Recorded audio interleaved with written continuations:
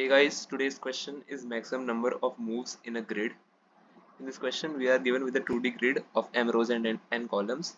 And in this question, we are given that we can start from any cell in the first column, okay, which is this column 2, 5, 3, 10, and we can move diagonally upward, diagonally downward, or horizontally we can move in the right direction. So from a cell row comma column, you can move to row minus 1, column plus 1, row column plus 1, and row plus 1, column plus 1, as I said.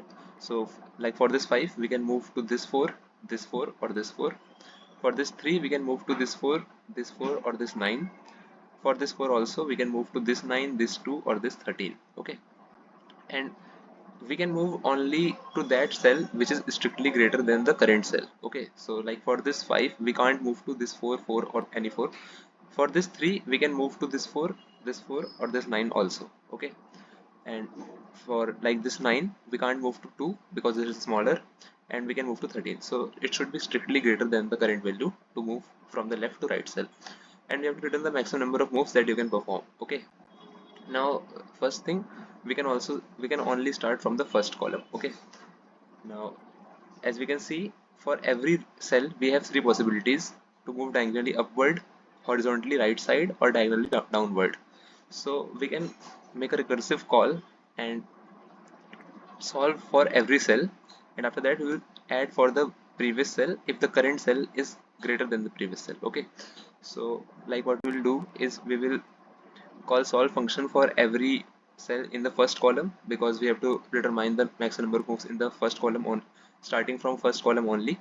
And after that, what we will do for this 2, the recursive calls will be for this 4 and this 4, and we will check if this 4 is greater than this 2. So if the current value is greater than previous value, then we can add to the number of moves, and we'll again call for the right side. Okay, now what we can see, for this 2 we can go to this 4 also, this 4 also. So we will store the values and take the maximum of the cell that we can go. Okay, so for this 4 we will calculate this, that we can go to this 9 only, and for this 4 we can go to the here and here. Okay, so this one is a possible answer, and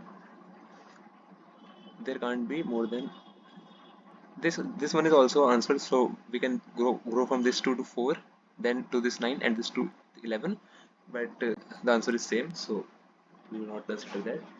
So initially let's take answer as 0, that will return, and let's take number of rows equals to 2D vector, so grid dot size will be rows, and columns will be grid of 0 dot size.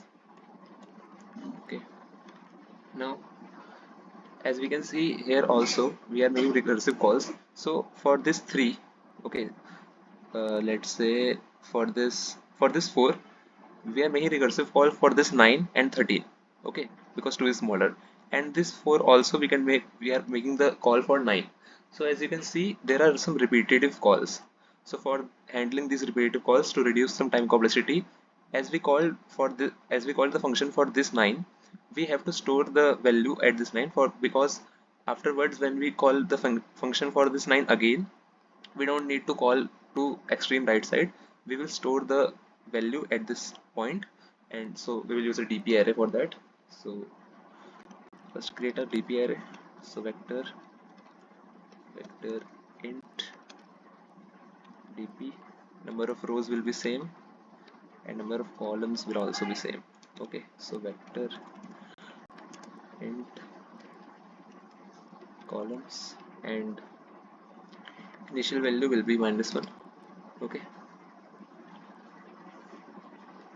now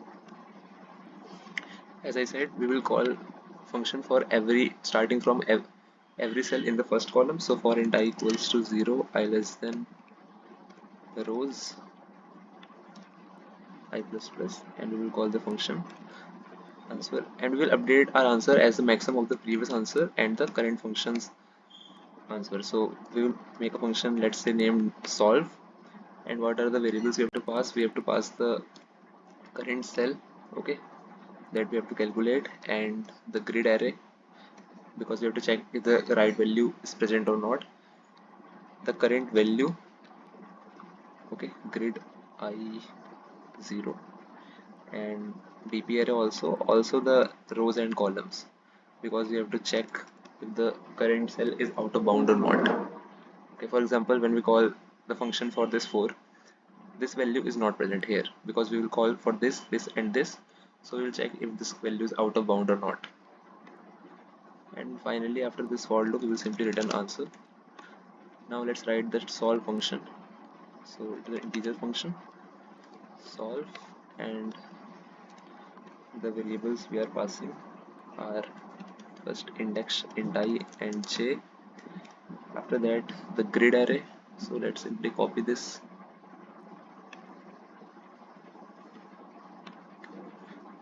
2D array, sorry. Now the previous value and DP array also. So let's copy DP array too. Let's take DP array also by reference. Okay. Now last two things are rows and columns. So int rows and int columns. Now if current index is out of bound, then we will simply return 0. So if j plus 1, the next index, is out of bound, so if j plus 1 is greater than equals to columns, simply return 0. Okay. Otherwise, let's first write the recursive calls. After that, we will memorize with TP. So what are the recursive calls? We have to take a maximum, because we have to store for these three what is the maximum, and then we will return for this the current element. Okay, so int max equals to 0.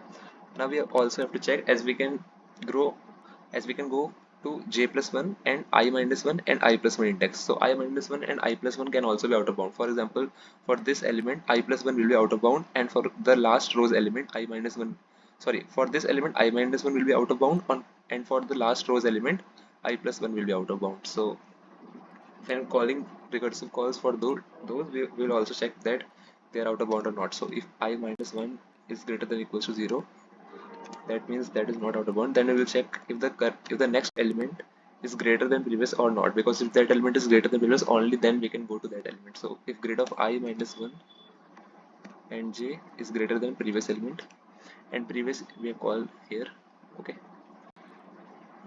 if this condition holds, then we can update our answer, update our maximum of that cell. So maxi equals to max of previous maxi, and the solve function, let's copy it from here and change the variables.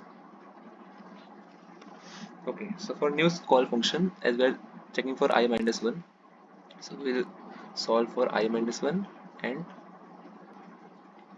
j plus 1 next element, and we've also already checked for j plus 1, it is not out of bound. Okay, so and the new element will also be changed, so that will be also grid I minus 1 and j plus 1.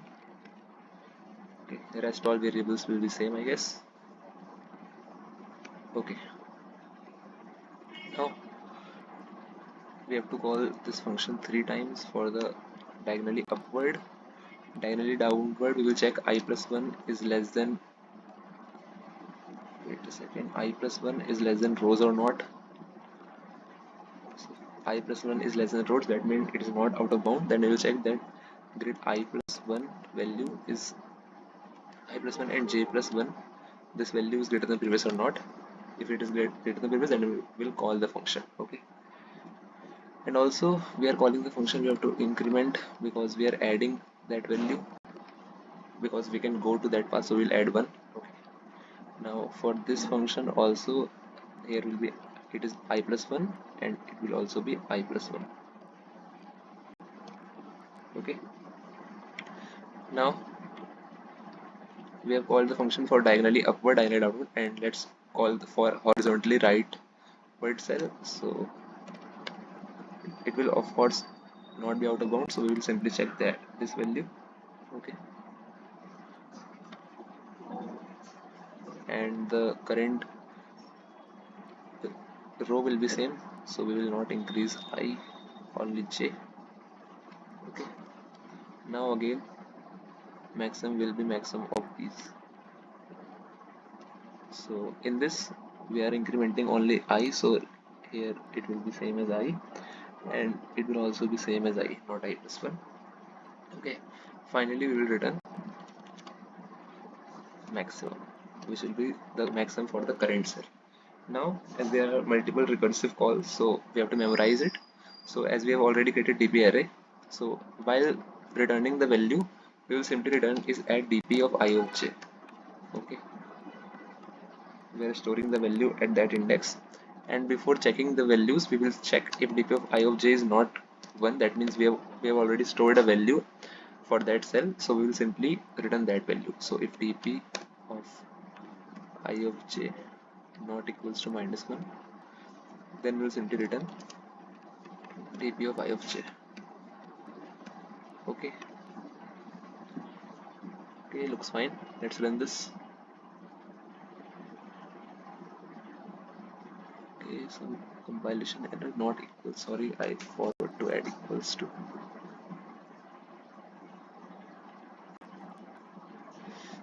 Okay, there are also some problem. If I minus 1 is greater than equals to 0, and oh sorry, I forgot to add and here. Okay, now run.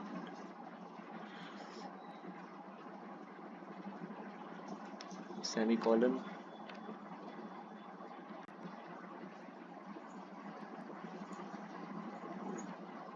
Okay, again comma here. I think this will be fine. Okay, let's submit this.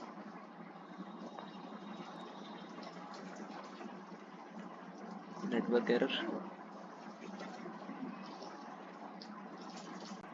Okay, so the code is accepted. Now let's move forward to the top-down DP. So as you can see, for every cell we need to check the value for the right cells only. Okay, so for calculating it by iterative method, that is top-down DP, we will iterate from column wise, from the most right column to most left column. Okay, so we will first check in this column. After checking in this column, we will store the value at this column. Okay, so for this 9 we need to check, well, we need to have values only this value, this value, and this value. So if we iterate from this column, then this column, then this column, then this column, so at every point we will have the answers for the right column, and we need only the values of right columns to calculate our answer. Finally, when we reach this column, we can change our result, because result is calculated by only starting from the first column. Okay, so let's write the top down dp, removing this function, also removing this function. Now let's write the top down dp. So first we need rows, which is grid dot size. I don't know why this 0 adds. Now columns, which is grid of 0 dot size, and that's it. After that we will again create a vector, dp vector, 2d dp vector, sorry. So vector int dp rows, and the size of the vector will be rows, and columns, so vector int columns, wait a second, columns comma 0. Now let's take result as 0. Now we will simply iterate over this array. We will first check for these, the last column, then the second last column, and so on. So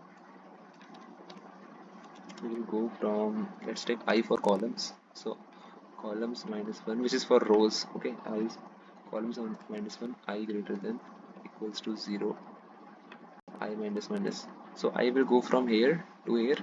Okay, now for j we have to go from top to down. Okay, so for int j equals to 0, j less than the rows, j plus plus. Now if we will simply check if the current value uh, is out of bound or not. So if I plus 1 is less than columns, that means the value is not out of bound. Okay. Now we will check for the right values. So for this 9, we have to check, we have to calculate this value, and this value. Okay. So we will check this value, this value, this value, and update the dp of I of j is as maximum of this value, and this value. Okay. So simply write if we also need to check when we are writing j plus 1 and j minus 1, that can be out of bound for the first and last row. So for that we again have to write out of bound conditions. So if j plus 1 is less than rows, that means the index is not out of bound, and you have to check if the next value is greater or not. Okay, only then we can move. So if grid of, sorry, we will write j plus 1 first and I plus 1. If this value is greater than the current value, which is grid ji,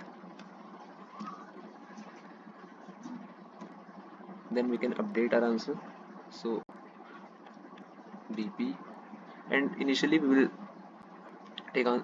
take every cell as 0 only. Okay, so if we will update answer as dp of j of I equals to maximum of previous value dp ji,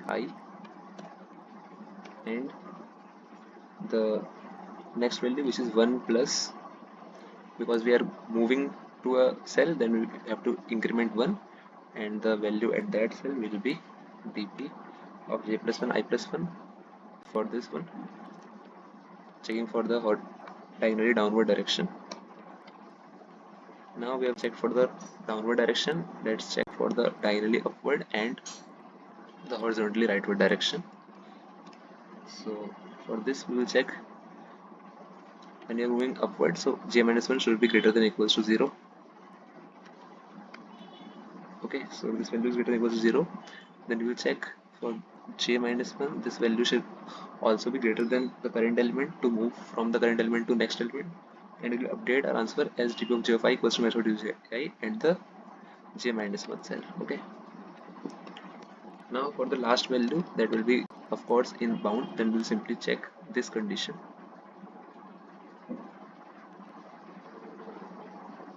This is for the rightward value, horizontally rightward. So grid of j is not changing, only I is changing. Okay, then update answer as, let's copy this first,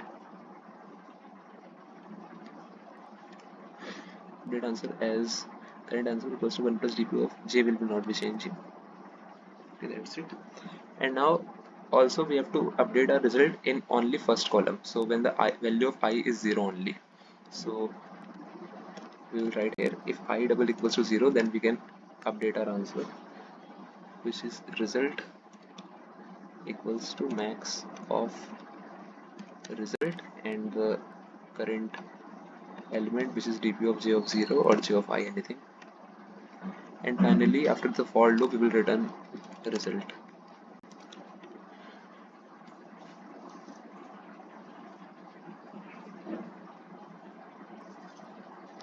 Okay, size spelling is wrong.